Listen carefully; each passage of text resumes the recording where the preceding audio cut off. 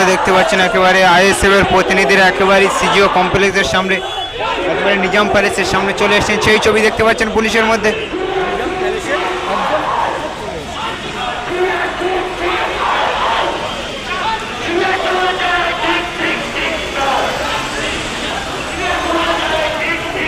একেবারে পুলিশের সঙ্গে কি কথোপকথন হয় সেই ছবি দেখানোর চেষ্টা করব।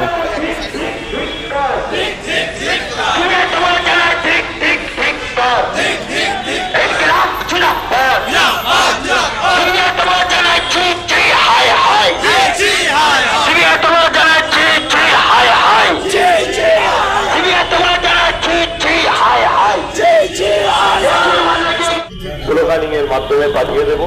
আবার যখন আসবে আমরা স্লোগানিং এর মাধ্যমে রিসিভ করবো। ইনকিলাবো ইনকিলাবো জিন্দাবাদ, ইনকিলাবো ইনকিলাবো জিন্দাবাদ, জাস্টিস ফর ঠিকর, জাস্টিস ফর ঠিকর।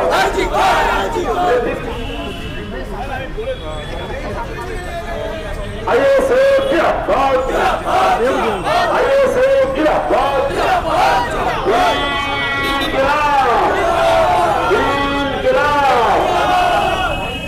আমরা প্রত্যেকে রাস্তার উপরে শান্তিপূর্ণ ভাবে বসবো এবং যারা লুটপাট করে গেছেন আপনাদের উদ্দেশ্যে বলছি, প্রত্যেকে পুলিশ আমাদের দাঁড়ানোর জায়গা করে দিয়েছে, আমরা সেখানেই দাঁড়াবো, তার বাইরে আমরা কেউ যাবো না। আজকে ইন্ডিয়ান সেকুলার ফ্রন্টের নেতৃত্ব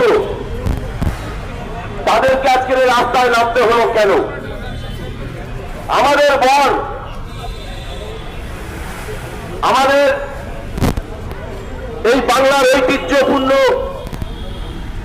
একটি হসপিটাল সেখানে কর্মরত ছিলেন। সেই বনকে যেভাবে হত্যা করা হলো,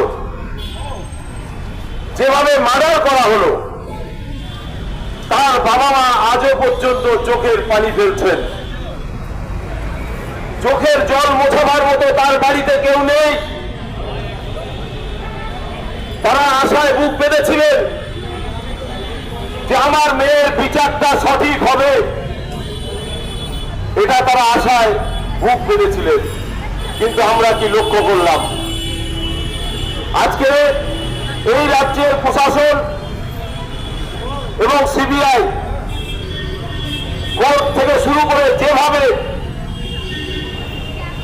এই বনের বিচারটা হলো না, যেভাবে নাটকটা আমরা দেখলাম, এটা বাংলার মানুষ এবং সেই পরিবার আজকে পরিষ্কার হয়ে গেল। কেস প্রথমে গেল পুলিশের হাতে, পুলিশের হাত থেকে সেই কেস চলে গেল সিবিআই এর হাতে। আমরা লক্ষ্য করে দেখলাম এই আরজি করের কেসটা নিয়ে আমার রাজ্যের দিদিমণি সুপ্রিম কোর্টে মামলাটা যখন চলছে তখন সেখানে একজন বড় লয়ারকে ফিট করে দিলেন। আবার এই আরজি করে আমার বনের বিচারের দাবিতে তিনি আবার রাস্তায় নামলেন। কত সুন্দর নাটক চলছে। একদিকে যারা দোষী তাদেরকে বাঁচাবার জন্য উকিল নিযুক্ত করা হচ্ছে, আবার এই বনের পক্ষ নিয়ে রাজপথে নেমে আন্দোলন করা হচ্ছে। এ কোন ধরনের নাটক? এ কোন রাজ্যে আমরা বসবাস করছি? এটা আজকের আমাদের ভাবার সময় এসে গেছে। আজকের আমরা লক্ষ্য করে দেখলাম কোর্টে বিচার চলছে।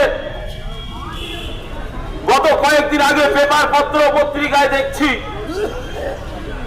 যে সেখানে বলছে সিবিআই সঠিক প্রমাণ দিতে পারলো না, চার্জশিট জমা করতে পারলো না।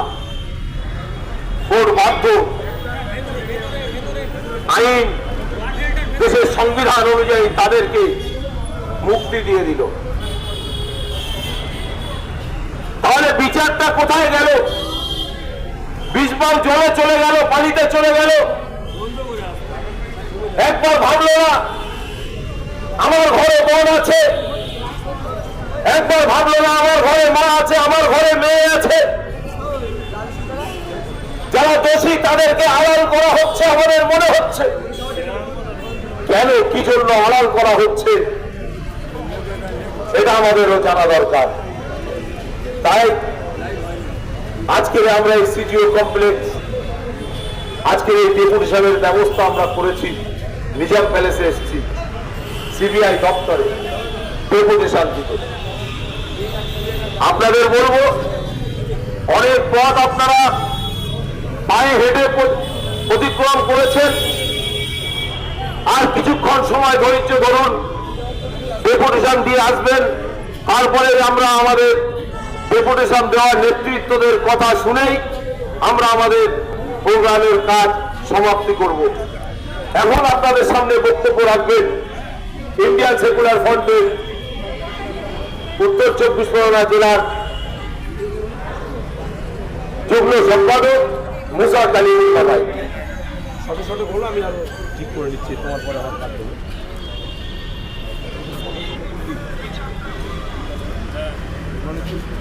হ্যালো, আপনারা জানেন আমরা এখানে কিসের জন্য উপস্থিত হয়েছি। সর্বপ্রথম আজকে 3 মাসের অধিক অতিক্রম করলো পশ্চিমবাংলার একজন শিক্ষিত মেয়ে, ডাক্তার বোন,